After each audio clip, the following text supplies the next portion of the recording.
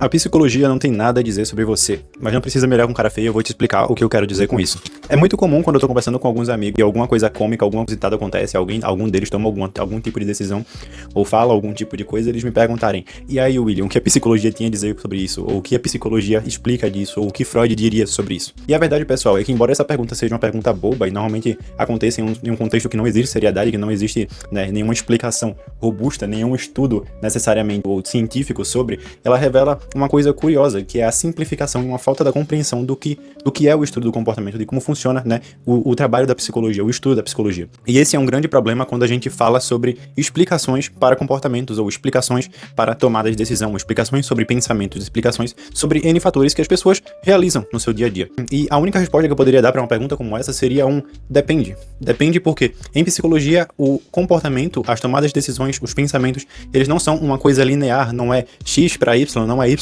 para Z. A gente tem que ter um conjunto de informações, a maior quantidade de informação possível, acompanhando uma pessoa, acompanhando quem vive com ela, para conseguir entender determinados fenômenos, determinados sintomas, determinados pensamentos, enfim, todo um contexto que leva a pessoa a ser como ela é. Embora possa parecer que isso é besteira e que eu poderia só responder esse tipo de pergunta com qualquer coisa, a verdade é que a pergunta que eu poderia dar, ela só precisaria fazer sentido para quem me pergunta, mas fazer sentido não necessariamente significa que ela é a resposta correta. É por isso que a gente precisa de todos esses fatores para conseguir estudar e tentar chegar na forma mais aproximada possível de como funciona de fato a realidade. E a consequência de quando isso não acontece com seriedade, e aí a gente pode encontrar diversas vezes, né, nas próprias redes sociais, pessoas tentando explicar por que pessoas fazem determinadas coisas, ou por que determinadas coisas acontecem, ou por que tais pessoas se tornam como são a partir de questões específicas da sua vida, como retornando à infância, retornando à adolescência, ou algo que você não fez, ou algo que você faz, né, de uma forma muito simplória. E não é assim que funciona, tá? Então a mensagem que eu quero passar com esse vídeo aqui é que explicar o comportamento humano é completamente difícil. Não se realiza isso apenas com vídeos no Instagram, por exemplo, ou analisando casos que você não tem tanta informação assim, como, por exemplo, assistindo vídeos de alguém no YouTube,